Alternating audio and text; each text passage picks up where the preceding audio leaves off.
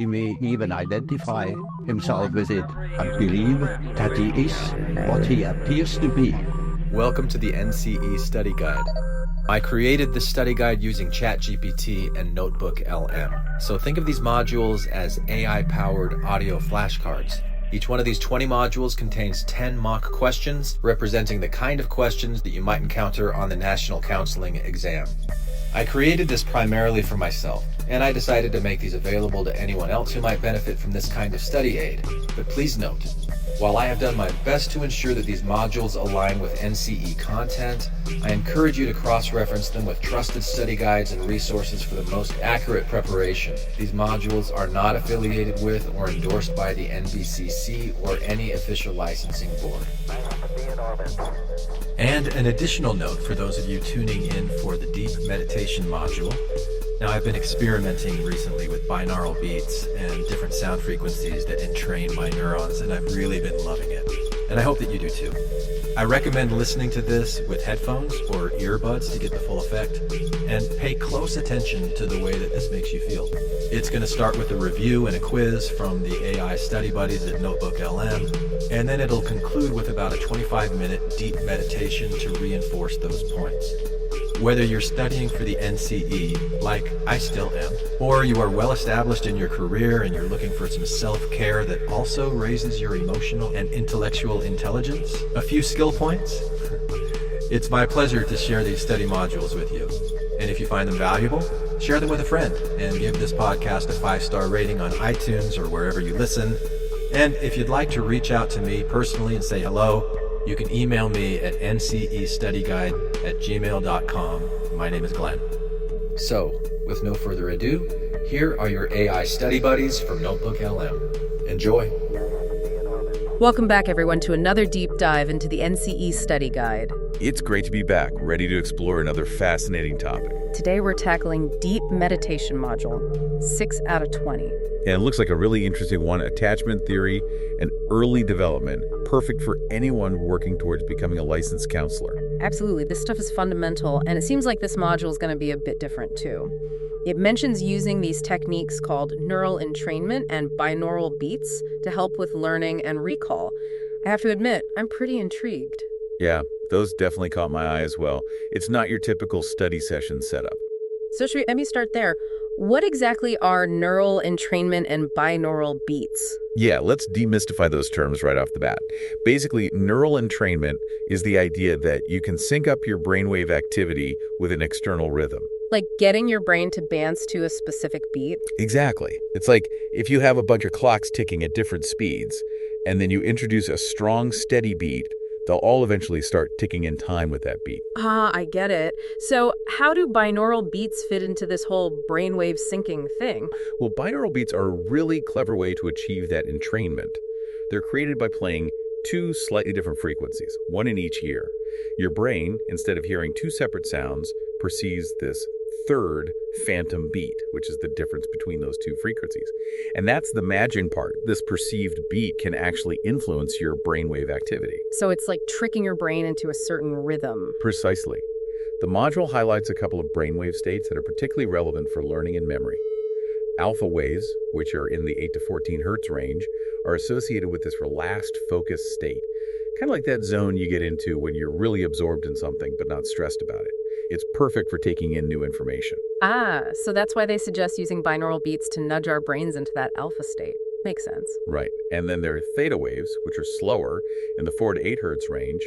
These are linked to deep relaxation, the kind of state you're in when you're drifting off to sleep or in a deep meditative state. So are they saying that tapping into theta waves can help us encode information into our long-term memory? Exactly. Theta waves are thought to be really important for memory consolidation and even for subconscious learning, the kind that happens without you even realizing it.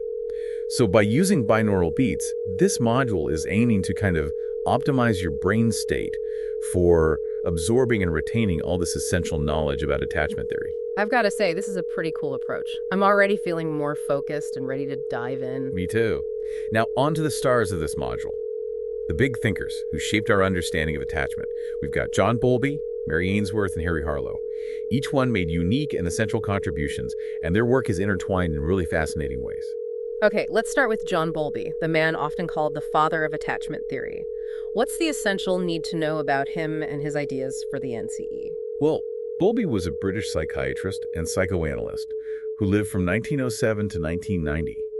And his own childhood experiences really seem to have fueled his fascination with early relationships. He was separated from his parents at a young age and sent off to boarding school, which was common practice back then, but probably had a huge impact on him. It makes you wonder how those early separations might have shaped his thinking about the importance of early bonds. Right. It's striking how personal experiences can steer people towards certain fields of study. Bowlby was really interested in understanding why these early relationships were so important, and he ended up challenging some of the prevailing Freudian ideas of the time. Back then, the focus was mainly on the idea that the mother-infant bond was all about feeding, meeting that basic physiological need. So Bowlby disagreed with that. He did. He proposed this radical idea that attachment was much more than just about getting fed. He said it was an innate biological system, something we're born with, that has evolved over time because it helps ensure an infant's survival. Like an instinct that's been hardwired into us over millennia. Exactly. Bowlby believed that all those behaviors, babies do the crying, clinging, smiling, following their caregiver around, all serve this evolutionary purpose of keeping them close to a protector. So when he talks about attachment behaviors as evolutionary adaptations, he means these actions are like ingrained survival mechanisms. Precisely. Imagine back in the day when humans were living in much more dangerous environments. An infant who stayed close to their caregiver was much more likely to survive, so those who had a strong instinct to stay close were more likely to pass on their genes. Survival of the cuddliest, basically. In a way, yes. But Bowlby didn't just focus on the evolutionary aspect. He also introduced this really important concept called the internal working model, which is super relevant for understanding how early attachments influence our later relationships. I remember that term from the module. It sounds like a big one. Can you unpack it for us? What exactly is an internal working model? It's basically a mental representation of relationships that gets formed early in life, based on our interactions with our primary caregivers. Think of it as a blueprint or a template that we build in our minds about how relationships work, what to expect from others, and how we ourselves are likely to be treated. So like a script that gets written in childhood that we then carry with us into our adult relationships. That's a great way to put it. Right. And the quality of those early caregiving experiences really shapes that script. If a child consistently experiences sensitive and responsive care, their needs are met, they're comforted when they're distressed, they feel seen and understood, they're likely to develop an internal working model that expects relationships to be safe, loving, and reliable. But what if those early experiences weren't so positive? Then, unfortunately, the internal working model can reflect that. A child who experiences inconsistent care, sometimes their needs are met, sometimes they're ignored, might develop an internal working model that expects relationships to be unpredictable, unreliable, maybe even a bit chaotic. And then they carry that expectation of inconsistency into their adult relationships, even though the context is completely different. Sadly, that's often what happens. It can lead to all sorts of difficulties in forming and maintaining healthy relationships. It can make it hard to trust others, to feel secure, to open up emotionally. It really underscores how those early years can have such a profound impact, shaping our beliefs and behaviors in ways we might not even be consciously aware of. Absolutely. Bowlby also really emphasized this concept of a secure base, which is another key term you'll want to know for the NCE.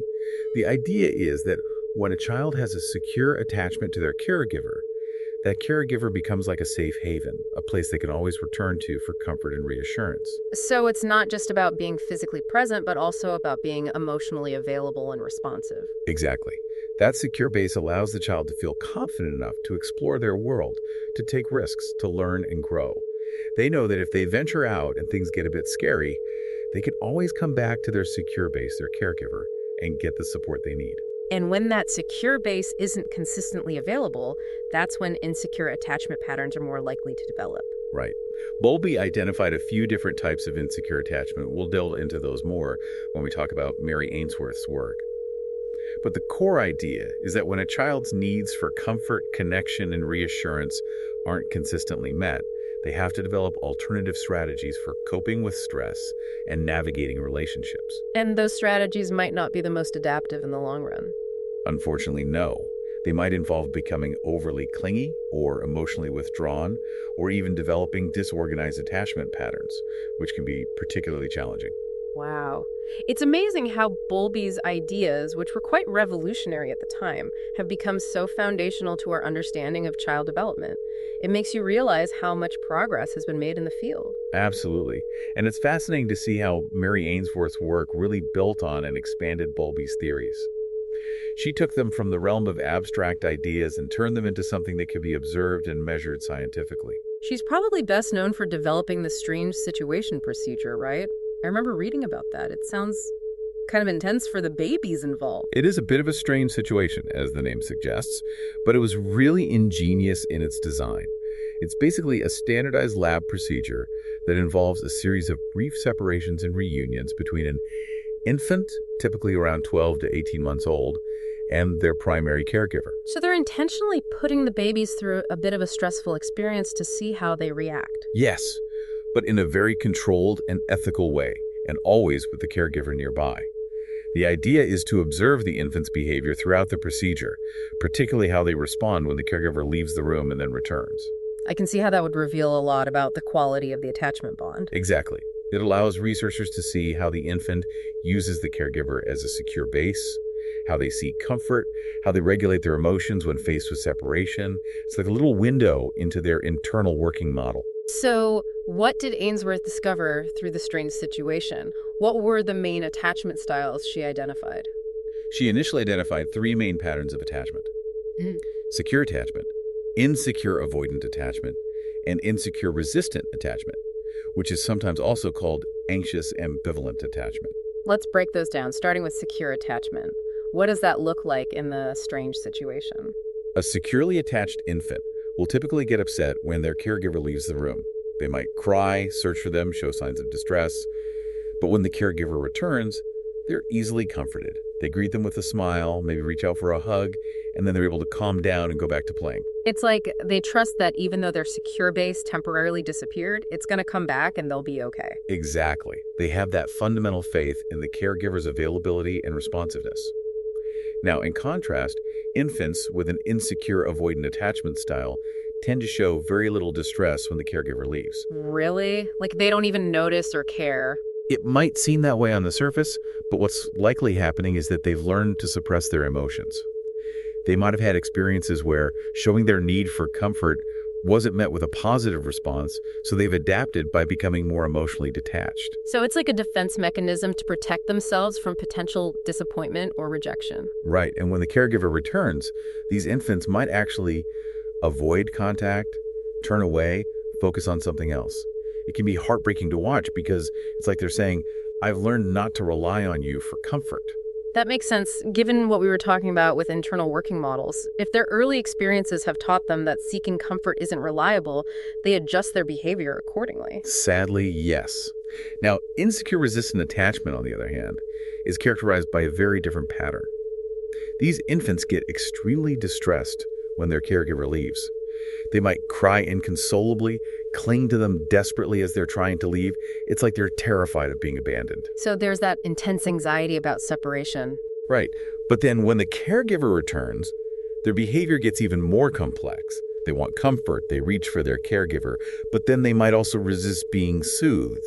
They might arch their back, push away, continue to cry, even when they're being held. It's like they're caught in this push and pull of wanting closeness, but also being angry or resentful that the caregiver left in the first place. It sounds so emotionally exhausting for both the infant and the caregiver. It definitely can be. And this pattern is often linked to caregiving that's been inconsistent or unpredictable. Sometimes the infant's needs are met promptly and sensitively, and sometimes they're not. So they develop this ambivalent attachment style. They're drawn to their caregiver, but also wary of them. It's like they can't quite decide whether to trust that their needs will be met consistently. Exactly.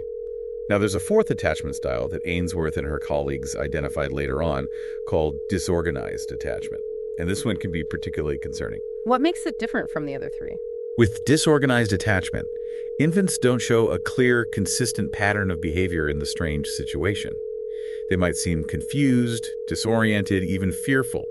They might approach the caregiver, but then abruptly freeze or turn away. They might exhibit a mix of avoidant and resistant behaviors, but in a way that seems random and unpredictable.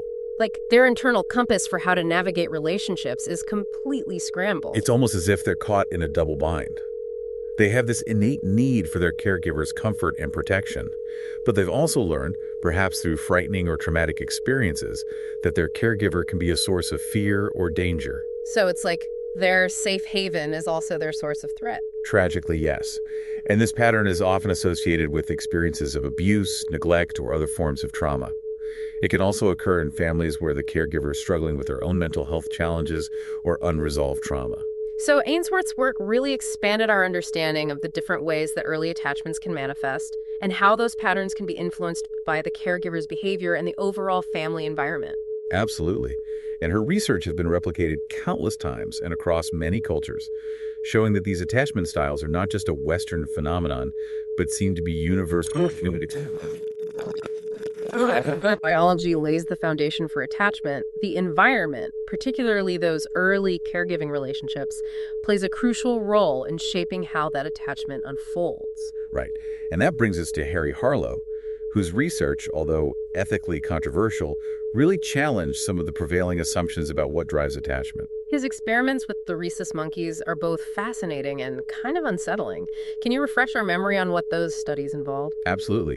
Harlow was really interested in the role of contact comfort in attachment. He was working at a time when the dominant theory was that infants primarily attached to their mothers because they provided food. So he set out to test that assumption. He did. And he did it in a pretty dramatic way. He created these artificial surrogate mothers for infant monkeys. One was made of wire mesh and had a bottle attached to it so it could provide milk. The other surrogate was also made of wire, but it was covered in soft terry cloth. So one was all about nourishment and the other was all about coziness. Precisely. And what Harlow found was that the infant monkeys overwhelmingly preferred the cloth mother, even though she didn't provide any food. They would spend hours clinging to her, rubbing their faces against her soft fur, using her as a secure base to explore their surroundings. So even though the wire mother was the one meeting their basic need for food, they gravitated towards the one that offered comfort and warmth. Exactly. They would only go to the wire mother briefly when they were hungry, and then they would immediately return to the cloth mother. It was a powerful demonstration that something more than just basic physiological needs was driving their attachment behavior. And those findings really turned the field on its head, right? They challenged the whole notion that love was simply a byproduct of being fed. They did. Harlow's work showed that contact comfort, that feeling of physical closeness and security, was a primary need in its own right. And it had a profound impact on how we think about caregiving, not just for infants, but for humans of all ages. It makes you realize how much we crave that sense of safety and belonging that comes from feeling physically and emotionally connected to others. Absolutely. And Harlow didn't stop there. He also conducted studies where he raised infant monkeys in isolation, with no contact with other monkeys or with any kind of surrogate mother, and the results were devastating. Those monkeys grew up to be profoundly disturbed. I imagine that level of isolation would have a huge impact on their social and emotional development. It did. They showed all sorts of abnormal behaviors. They were anxious, withdrawn, they had trouble interacting with other monkeys, they didn't know how to mate, and many of them were unable to care for their own offspring. So even though they had all their basic physical needs met, they were deeply damaged by the lack of social and emotional connection. Exactly. It was a stark reminder of just how crucial those early bonds are for healthy development. And while Harlow's research was undeniably important, it did raise a lot of ethical questions. I can imagine. Intentionally subjecting animals to that level of deprivation is bound to be controversial. It was. And it led to a lot of debate about the use of animals in research and whether the knowledge gained justified the suffering inflicted. Rightfully so, I'd say. It's a tough ethical dilemma. But regardless of the controversy, Harlow's findings really did have a huge impact on how we understand the importance of early relationships. They did. They helped shift the focus from purely physical needs to the critical role of emotional warmth, security, and social interaction in development. Okay, now that we've covered the major thinkers and their contributions, let's dive into some of the key study terms outlined in this module. This is a great way to solidify our understanding and make sure we're ready for any NCE questions that might come up. Great idea. Let's make sure these concepts are locked in. All right, starting with John Bowlby's terms. First up is attachment, which the module defines as bonds built in to keep us safe. What's an example of that in action? Think of a newborn baby crying when they're separated from their mother. That crying is an instinctual attachment behavior designed to bring the mother back, ensuring the baby's safety and well-being. It's like their built-in alarm system going off, signaling that their secure base is missing. Exactly. Next, we have innate biological system, defined as born within us, nature's plan. What's a good example of that? How about a baby's sucking reflex? They're born with the instinct to suck, which is essential for getting nourishment and surviving. They don't have to learn it, it's hardwired. Perfect example. Now, on to the internal working model, described as map inside that guides our heart. How might that play out in real life? Let's say someone had a really chaotic and unpredictable childhood with parents who were emotionally unavailable. They might develop an internal working model that expects relationships to be unstable and untrustworthy, which could then lead them to sabotage their own relationships later in life. That's a really insightful example. It highlights how those early experiences can shape our unconscious beliefs and expectations about relationships. Next up is the secure base, defined as safe place to explore and grow. How can we picture that? Imagine a toddler at a playground, venturing out to try a new slide, but always looking back to make sure their parent is still there watching them. The parent's presence provides that secure base, giving the child the confidence to explore, knowing they have a safe haven to return to. That's a great visual. It captures that sense of safety and support that allows for exploration and growth. Now, on to secure attachment, described as trusting bonds that ease the mind. What would that look like? Let's say a child falls down and scrapes their knee. If they have a secure attachment, they'll run to their parent for comfort, and the parent's hug and reassurance will be enough to soothe them quickly. They trust that their parent will take care of them and make things better. That's a classic example of secure attachment in action. Lastly, we have insecure attachment, defined as bonds unsure, trust insecure. Can you give us a real-life example? Sure. Let's say someone constantly worries about whether their partner really loves them, even though their partner gives them no reason to doubt it. That underlying anxiety and insecurity might stem from an insecure attachment style developed in childhood, where their emotional needs weren't consistently met. Great example. Now, moving on to Mary Ainsworth's key terms, starting with the strange situation, which the module describes as test to sort attachment styles. We've already discussed that in detail, but the key takeaway is that it's a standardized procedure for observing and categorizing infant attachment patterns based on their behaviors during separations and reunions with their caregiver. Right. Next, secure attachment, defined here as baby soothed, distress relieved. In the strange situation, a securely attached baby will get upset when their caregiver leaves, but they'll quickly calm down and be happy again when the caregiver returns, showing that they trust their caregiver to come back and provide comfort. Okay. Now, insecure avoidant, pretends fine, keeps bonds apart. A baby with this style might not seem too bothered when their caregiver leaves in the strange situation, and they might even ignore or avoid their caregiver when they come back, as if they're trying to be emotionally independent. Right. Now on to insecure resistant, defined as clings but doubts if love will stay. This is the style where the baby gets super upset when their caregiver leaves, and even when they come back, they might both seek comfort and resist it at the same time, as if they're unsure whether they can truly rely on their caregiver. Exactly. And lastly, for Ainsworth, responsive caregiving, care that heals, bonds formed secure. What would be a good example of that? A parent who picks up on their baby's cues, responds to their cries promptly and appropriately, and provides comfort and reassurance consistently. That kind of sensitive caregiving helps the baby develop a secure attachment and fosters a sense of trust in the world. Excellent. Now let's wrap up with Harry Harlow's key terms. First, contact comfort, described as warmth that beats a meal alone. His monkey experiments were the perfect illustration of this. The baby monkeys preferred the soft cloth mother over the wire mother that provided food, showing that comfort and physical touch are essential needs in their own right. Absolutely. Next up, surrogate mothers. Cloth and wire test love's true need. The wire mother and the cloth mother were Harlow's way of testing the different factors that contribute to attachment, allowing him to isolate the importance of contact comfort. Right. Now, social isolation, described as solitude that wounds the heart. What was the takeaway from Harlow's studies on this? He found that monkeys raised in isolation without any social contact or even a surrogate mother developed severe social and emotional problems, demonstrating the devastating impact of deprivation. Exactly. On to the cloth mother, soft embrace preferred by all. This was the surrogate that the baby monkeys clung to for comfort, representing the importance of softness, warmth, and physical touch in forming attachment bonds. Right. Now the wire mother, cold and stiff, food without warmth. This surrogate provided only food, and the monkeys had little interest in it beyond meeting their hunger, showing that nourishment alone isn't enough to create a strong attachment. Okay, last one. Emotional bonding. Love that grows through touch and care. Harlow's research showed that emotional bonds are built through more than just feeding. They're formed through physical touch, warmth, comfort, and responsive caregiving. I think we've really nailed down those key terms.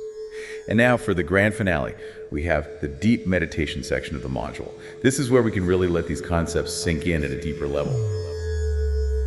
All right. Welcome to the meditation portion of this deep meditation study guide. My name is Glenn, and I will be guiding you through this relaxing and informative experience. So get comfortable.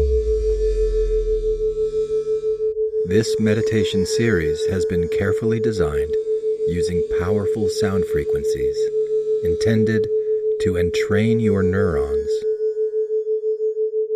to simulate alpha, theta, delta, and gamma brainwave states in a specific order and duration, using binaural audio beats that follow the golden ratio pattern of relationship found throughout nature for the purpose of deep healing. This meditation has been carefully designed to reduce and transmute your daily stress, to help you prepare for the NCE, and to provide recurring self-care reinforcement through neural entrainment throughout your career in the mental health field.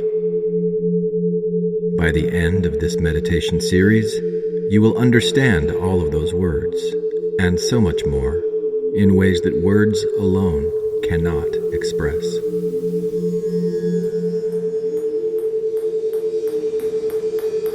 Sound is kind of like ping pong in a way, isn't it? Air molecules hit your eardrum, and your brain immediately transforms those impacts into words, sensations, and meaning, and feelings.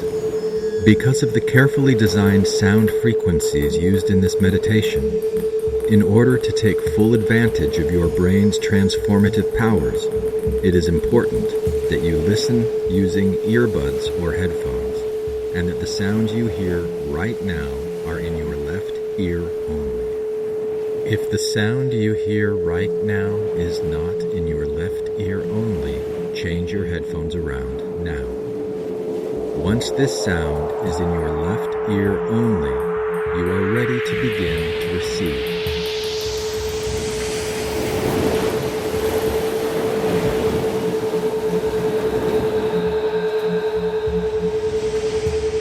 Settle into a comfortable position and begin breathing deeply.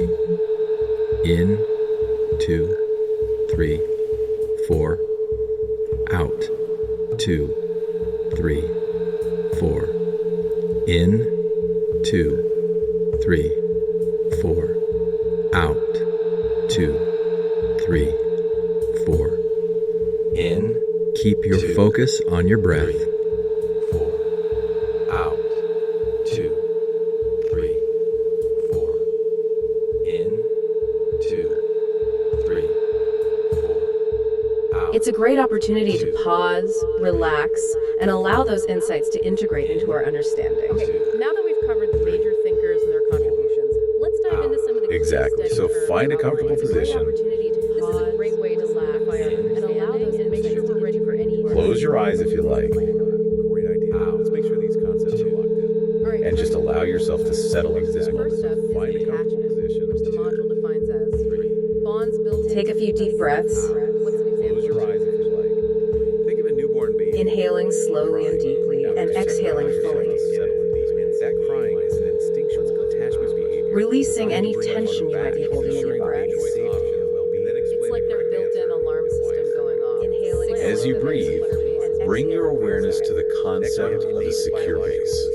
Defined as releasing any born tension within you us, might be holding. nature's plan. What's a good example of that? How about a baby sucking reflex? Imagine a They're place, born with a the feeling, instinct a to suck, person. which is essential for Bring getting your nourishment awareness to and the supply anything that represents safety and security for you. It could be a childhood memory of being held by a loving parent, or a cozy spot in your home where you feel completely at ease,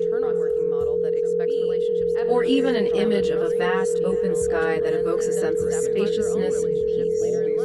That's a really insightful example. It highlights how those early experiences can shape our unconscious. Whatever comes to mind, allow yourself to really feel the sense of comfort and protection that it represents. Secure base, defined as a safe place to explore and grow.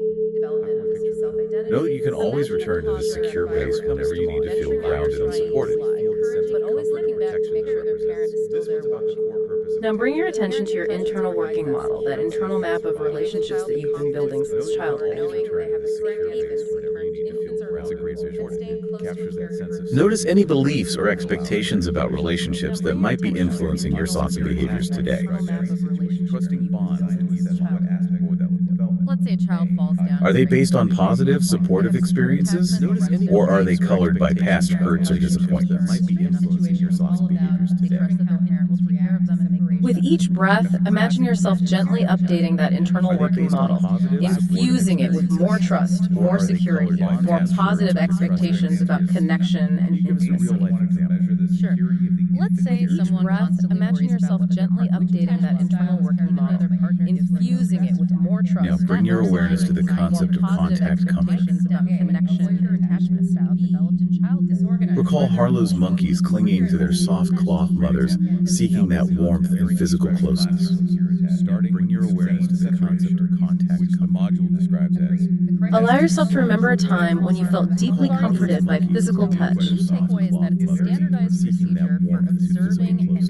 A hug from a loved one, a gentle caress, the feeling of being held and safe. Allow yourself to remember a time when you felt deeply comforted. Savor that sensation, allowing it to spread through your body. A hug from a loved one, a securely attached, bringing a sense of deep relaxation and peace. But they'll quickly calm down and be happy again when the caregiver. As you continue to breathe deeply, consider the power of responsive caregiving.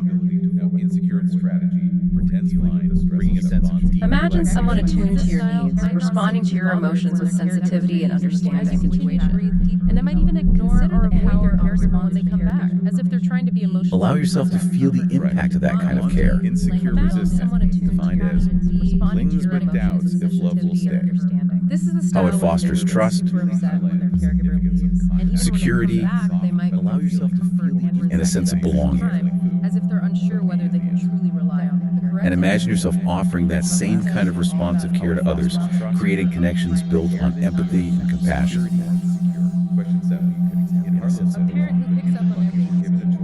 Take a few more moments to simply rest in this peaceful state. That kind of sensitive caregiving helps the baby develop a secure attachment and fosters a sense of trust in the world. Allowing these concepts of secure base to simply rest in this peaceful internal working model, contact comfort, and responsive caregiving, allowing these concepts to settle deep within you. Internal working model, showing that comfort and physical touch are not contact comfort, proposed phases of attachment. And responsive caregiving, mothers, cloth and wire test love's true need.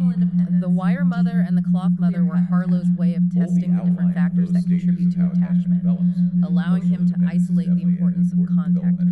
Right. Now, social isolation is described as solitude that wounds the heart. Correct. What was the takeaway from Harlow's studies on this? He found that monkeys raised in isolation without any social contact or even a surrogate mother developed severe social and emotional problems, demonstrating the devastating impact of deprivation. Exactly. Onto the cloth motherly attached, soft embrace preferred object permanent. This was the surrogate that the baby monkeys clung to for comfort, representing the importance of softness, warmth, and physical touch. This was all about that mental representation of relationships now the wire mother, developed based on cold and early stiff, experiences. That's the internal working model. This surrogate provided only food, and the monkeys had little interest in it beyond meeting their hunger, showing that nourishment alone isn't enough to create. Okay, last question. attachment. Harlow's research contributed to the understanding of maternal deprivation by demonstrating that monkeys raised in isolation. Harlow's research showed that emotional bonds are built through more than just feeding. They're formed through physical touch, faster social adaptation, and responsive caregiving. I think we've really nailed No down those significant key long-term terms. developmental Now that we've covered the major thinkers and their severe social and contributions, emotional let's dive into some of the key study Sadly, terms those poor outlined in this monkeys raised in module. isolation This is a were great deeply way to affected. solidify our So the answer is understanding D. and make sure we're ready for any NCE The correct answer questions is that might D. come up. Harlow's Great research idea. shows Let's make sure these tragic concepts are locked consequences in. of All right, starting with John Bowlby's social and terms. emotional contact. First up Wow, is I feel like we've attachment, really covered which a the lot of module ground. defines We've explored the foundational theories of Bowlby, What's an Ainsworth, example and of that? Harlow, defined all those key Think of a terms, newborn baby and even tackled some crying NCE-style quiz when they're questions. separated from I'm their feeling mother. much more confident about That this crying is an instinctual attachment to test our understanding designed to bring the mother back, ensuring the baby's safety. Let's go through the quiz question. It's like their We'll read built-in each alarm question, system going consider the off, multiple choice signaling that their option, secure and then base is explain the correct answer and why. Next, we have innate like a plan. biological Ready for system, question one? defined as Okay. born within John us, Bowlby's nature's attachment plan. theory was What's a good heavily example of influenced that? by How about a which of the baby's sucking following reflex? psychological They're born with the instinct to suck, which is essential for getting nourishment and surviving. They don't have to learn it, it's hardwired. Perfect example. Now, onto the internal work. So, let's describe Bowlby's map inside that guides our emphasize that attachment might play out innate and evolved. Let's say someone had a really It's a great opportunity to pause, relax, and allow those insights to integrate into our understanding. Humanistic psychology is about self-actualized relationships. Cognitive psychology focuses on Exactly. So, find a comfortable position. It's a great opportunity to pause, That's a really insightful relax, example. and It allow highlights how those close your eyes if you like, insights and shape our unconscious beliefs and expectations about relationships. And just allow yourself to settle into this moment. So, find a comfortable position defined as safe place to explore. Take a few deep breaths, Close your eyes. Imagine a toddler at a playground. inhaling slowly and deeply, and exhaling fully, Always looking back to make sure their parent is still there watching. releasing any tension you might be holding in your body. Giving the child the confidence to explore, knowing they have a safe haven. Inhaling. As you breathe, bring your awareness to the concept of a secure base. And staying close to Releasing any Onto secure tension. attachment, described as trusting bonds in question 3. Imagine a place, a feeling, a person, They have a secure attachment, they'll run to their parent first. anything that represents safety and security for you. They trust that their parent will take care of them and make them better. It could be a childhood memory of being held by a loving parent, Lastly, we have insecure attachment, defined as bonds that represent or a cozy spot in your home where you feel completely at ease, Yes, Sure. absolutely. Let's say someone or even an image of a vast open sky that evokes a sense of spaciousness and peace. that underlying anxiety and insecurity, or it might stem from an home where your attachment style develops. Whatever comes to mind, allow yourself to really feel the sense of comfort and protection that it represents. Starting with the strained situation. This is just module class. Know that you can always return to this secure base whenever you need to feel grounded and supported. Now bring your attention to your internal working model, that internal map of relationships that you've been building since childhood. Notice any beliefs or expectations about relationships that might be influencing your thoughts and behaviors today. But they'll quickly calm down. This sounds like Are they based on positive, supportive experiences, or are they colored by past hurts or disappointments? With each breath, imagine yourself gently updating that internal working model, infusing it with more trust, more security, more positive expectations about connection and intimacy. Now on to insecure resistant, with defined each breath, as imagine clings yourself but gently doubts if updating love that will internal stay. working model. This is the style of using it with more trust. Now bring your awareness to the concept of contact comfort. About connection and resisting at the same time, as if they're Recall Harlow's monkeys clinging to their soft cloth mothers, seeking that warmth and physical closeness. Bring your awareness to the concept of contact comfort. Allow yourself to remember a time when you felt deeply comforted by physical touch, a hug from a loved one, a gentle caress, the feeling of being held and safe. Allow yourself to remember a time when you felt deeply comforted. Savor that sensation, allowing it to spread through your body. A hug from a loved one, a gentle caress. Bringing a sense of deep relaxation and peace. They clung to the cloth mother like their lives. As you continue to breathe deeply, consider the power of responsive caregiving. Showing that comfort and physical touch touch are essential needs in their own bringing a sense of deep Imagine someone relaxation. attuned to your needs, responding to your emotions with sensitivity and As you understanding. continue to breathe deeply, consider the wire mother and the cloth leather were Harlow's way of testing. Allow yourself to feel the impact of that kind of care. Imagine someone attuned to your needs, responding to your emotions with Now, sensitivity social and understanding. isolation is described how it fosters trust, solitude that wounds the heart. But it wasn't security, allow yourself to feel the He and a found sense that of those belonging. raised in isolation without any social contact or even a And imagine yourself offering that same kind of responsive care to others, creating connections built on empathy and compassion. And a sense of belonging. This was the surrogate that the baby. Take a few more moments to simply rest in this peaceful state. Kind of responsive care to others, creating connections built on empathy Now and the wire mother, compassion. cold, This one's stiff, all about that mental representation. This surrogate Allowing these concepts of secure base, has to simply rest in this beyond meeting internal working model, showing that nourishment alone isn't enough to create contact comfort, and responsive caregiving Okay, last question. Allowing these concepts to settle deep within Harlow's you. research showed that emotional bonds are internal working models in the form of physical touch and contact comfort attachment to human caregivers and responsive caregiving. Social adaptation. Okay, now that we've covered the major thinkers and their contributions, let's dive into some of the key study terms outlined in this model. Severe social This and is a emotional great way to solidify our understanding and make sure we're ready for any NCE questions that might come up. Great answer. Let's make sure these concepts are locked in. The correct All right, answer starting with is John Bowlby. D. Harlow's research First showed up, tragic consequences, which the module defines as social and emotional Bonds built in to keep us safe. We've really covered What's a an lot of example of ground. that? We've explored the Think of a foundational newborn baby theories of Bowlby, crying Ainsworth, when and they're Harlow, separated defined from all those key terms, and That even crying tackled is some an NCE instinctual style quiz attachment questions. behavior I'm feeling designed much to more bring the mother confident back, about this ensuring the baby's safety and Now, to well-being. test our It's like their understanding built-in of alarm the system NCE going off, mindset, signaling let's that go their through the secure quiz base is questions. missing. We'll read each question.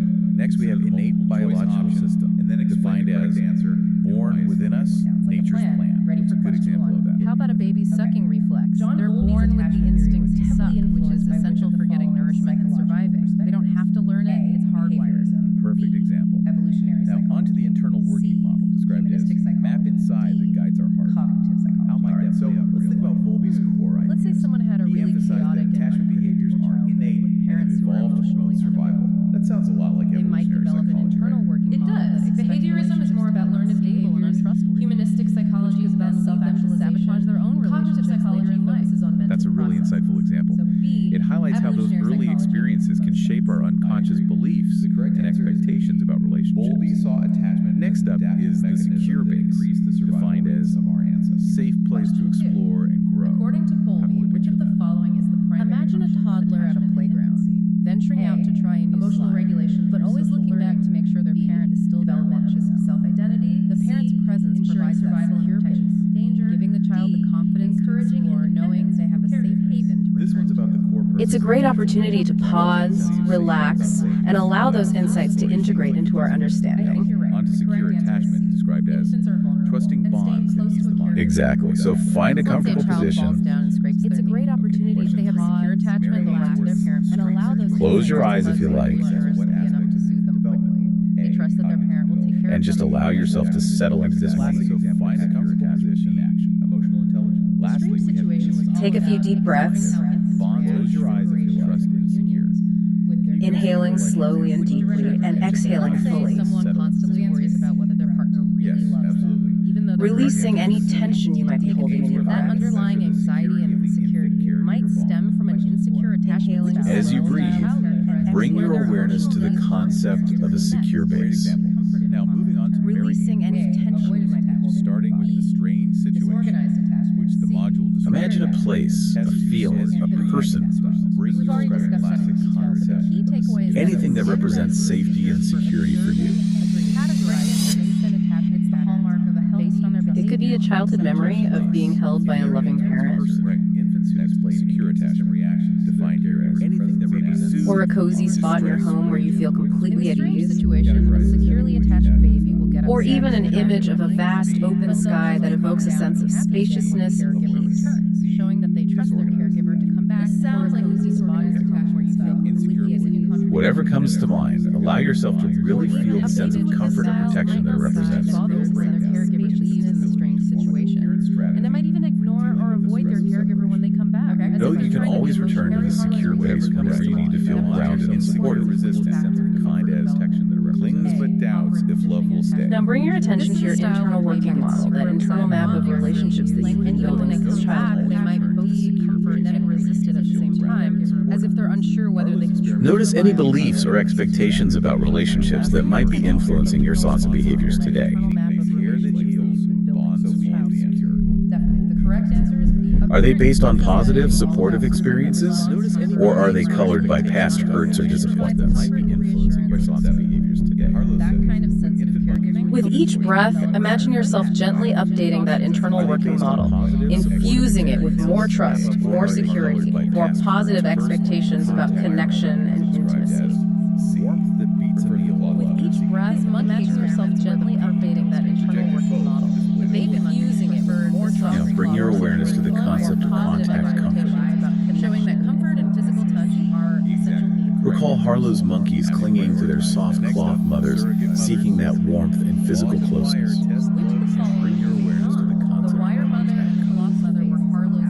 Allow yourself to remember a time when you felt deeply comforted by physical touch. A hug from a loved one, a gentle caress, the feeling of being held and safe. Allow yourself to remember a time when you found that monkeys raised in Savor that sensation, allowing it to spread through your body, a hug from a loved one, a gentle caress. bringing a sense of deep relaxation and peace. As you continue to breathe deeply, consider the power of responsive caregiving. Imagine someone attuned to your needs, responding to your emotions with sensitivity and understanding. As you continue to breathe only food, consider the power of responsive caregiving beyond meeting their hunger. Allow yourself to feel the impact of that kind of care. Imagine someone attuned to your needs, responding to your emotions with sensitivity and understanding. How it fosters trust, Harlow's research showed that security, and a sense of belonging. And imagine yourself offering that same kind of responsive care to others, creating connections built on empathy and compassion. And a sense of belonging.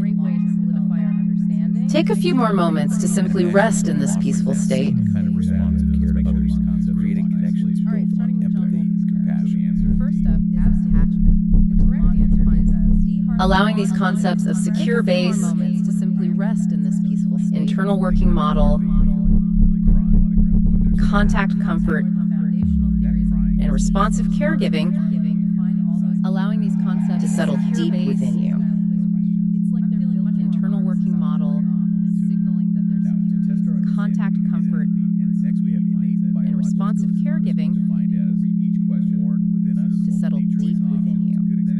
How about a baby's sucking reflex? They're born with the instinct to suck, which is essential for getting nourishment and survival. They don't have to learn it, it's hardwired. By which of the following is psychological? Now, onto the internal working model, described as map inside that guides our heart. How might that play out in real life? Humanistic psychology. Let's say someone had a really chaotic and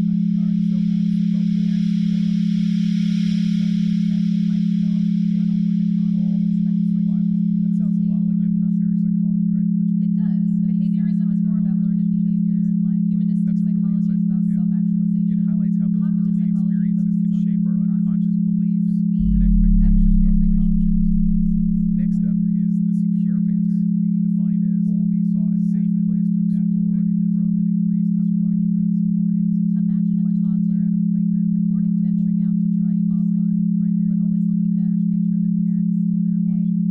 Emotional regulation. Parents' presence provides that secure base, development, giving the child the confidence to explore, knowing they have a safe haven for danger. D, That's a great visual. encouraging Captures that sense of safety and support. This one allows for exploration attachment. Bowlby believes onto secure attachment, described as trusting bonds that ease the I think mind. you're right. The correct answer is let's say a child falls down and scrapes their knee. Staying close to a kid with secure attachment, they'll run to their parent for comfort, and the parent's hug and reassurance will be enough to soothe Mary them. Ainsworth They trust that their parent will take care of them and make them better. That's a classic example of secure attachment in action. Lastly, we have insecure attachment, defined as bonds unsure, no trust. Strange situation was all about observing how infants react to separation. Let's say someone constantly worries about whether their partner really directly relates to another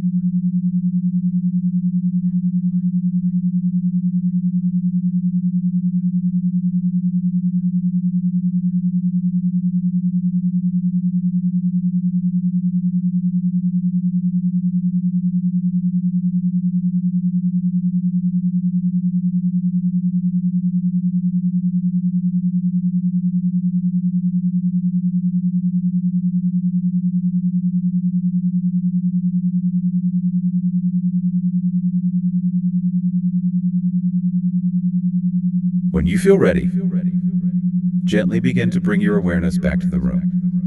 Wiggle your fingers and toes, take a few more deep breaths, and slowly open your eyes. Carry with you the sense of calm and clarity as you move forward in your NCE preparation and in your journey as a counselor. As we conclude this deep dive, I'm left with a sense of awe at the power of early relationships to shape our lives.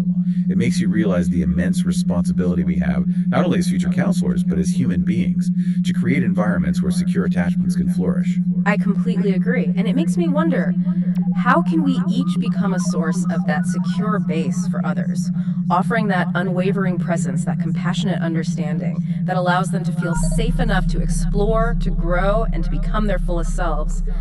It's a question worth pondering as we move forward. It is indeed. Until next time, may you all find peace and security in your own lives and in your connections with others. Goodbye, everyone, and happy studying. Goodbye, everyone. All right. Well, thank you for listening to the NCE Study Guide. I hope that these modules have been as helpful to you in preparing for the NCE as they have been for me. And if you've already passed the exam and you're using these modules to deepen your understanding, well, I'm excited to continue exploring these concepts alongside you. My name is Glenn, and I'm truly passionate about creating these modules, and I plan to keep producing them even after I take the NCE, and your support would make a huge difference. So if you'd like to help keep this project going, and even help me pay off my student loans, you can make a donation on my Buy Me a Coffee page. You can find the details on the website. Your donation, no matter the size, not only encourages me to continue making these guides, but also directly supports the effort that I put into them. And if you have any questions, or you want to share feedback, or if you have ideas for future modules, because I think there's so many different topics that we could explore, feel free to reach out to me at ncestudyguide@gmail.com. Thanks again for your support, and good luck on the NCE and in all your future career goals. 1, 2, 3. And one more thing, while I have you here. I'd like to tell you about another passion project that I've been working on side by side with the NCE Study Guide. It's a meditation series called Retuning to Lemuria. Retuning to Lemuria. Now think of Lemuria as the Atlantis before Atlantis, a Garden of Eden state of harmony in our planetary history. Now, I have a master's degree in folklore and mythology from Indiana University, and I enjoy exploring the big existential questions about who we are, where we came from, and why we're here, from both esoteric traditions and scientific perspectives. So, Retuning to Lemuria is a series of 50 meditations that explore what I like to think of as our shared cosmic origins, using speculative imagination, of course, to trace our spiritual and material evolution back to the Big Bang itself, all while basking in these calming, soothing, binaural beat meditations. So if that sounds interesting to you, go check it out. Retuning to Lemuria. Retuning to Lemuria. It's my pleasure to share that with you, as it has been my pleasure sharing this series, the NCE Study Guide. Thanks again for listening, and good luck studying for the NCE.